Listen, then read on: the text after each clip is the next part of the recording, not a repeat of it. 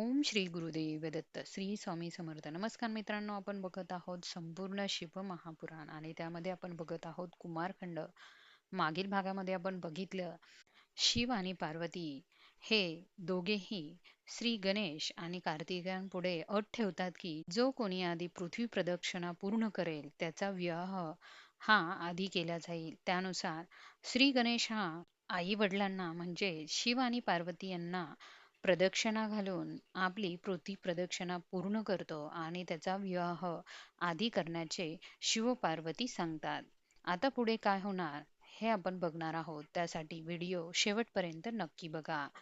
जेव्हा शिव आणि पार्वती हे गणेशाचा विवाह करण्याचे ठरवतात, त्यानुसार ते श्री गणेशाला अनुरूप अशा वधूचा शोध ते घेऊ लागतात आणि ते शोध घेत असताना गणेशाचा विवाह करायचा आहे ही गोष्ट प्रजापती विश्वरूपाला समजते. प्रजापती विश्वरूपाला ह्या दोन कन्या असतात. त्यांचे नाव रिद्धी आणि सिद्धी असतं. त्या अतिशय सुंदर, सर्व प्रकारच्या शुभ लक्षणांनी युक्त अशा होत्या. त्यामुळे प्रजापती विश्वरूप हा कैलास पर्वतावर जातो आणि शिव आणि पार्वतीच्या समोर आपल्या मुलींचा लग्नासाठी प्रस्ताव हा ठेवतो.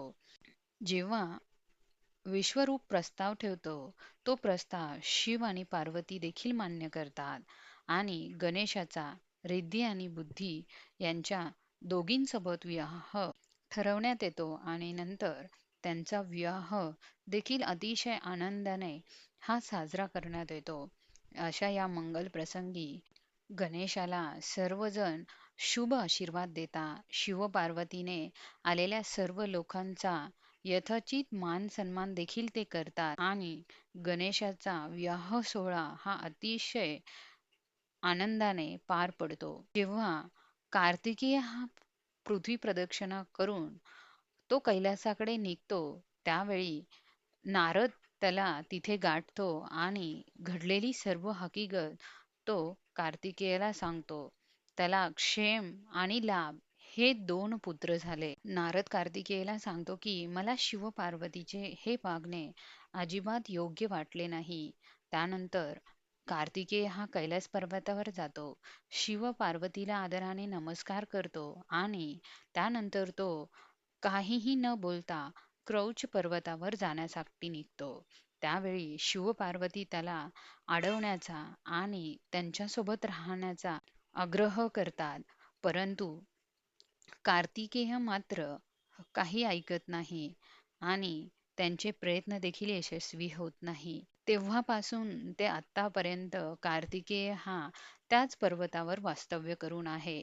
म्हणून कार्तिक महिन्यात सर्व देव, ऋषी, मुनी कार्तिकेयाच्या दर्शनात क्रौच पर्वतावर जातात आणि कार्तिक महिन्यात कृतिका नक्षत्रावर जो कोणी कार्तिकेचे दर्शन घेतो त्याचे सर्व प्रकारचे पाप हे नाहीसे होते.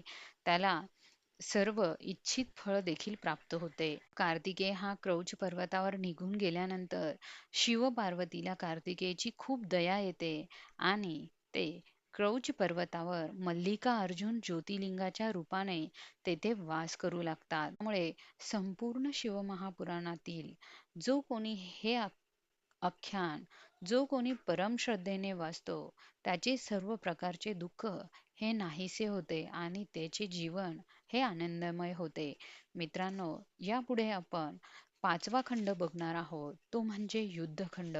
तो आपण पुढील भागामध्ये बघणार आहोत. त्यासाठी तुम्ही जर चॅनलवर नवीन असाल तर चॅनलला सबस्क्राईब करा. धन्यवाद.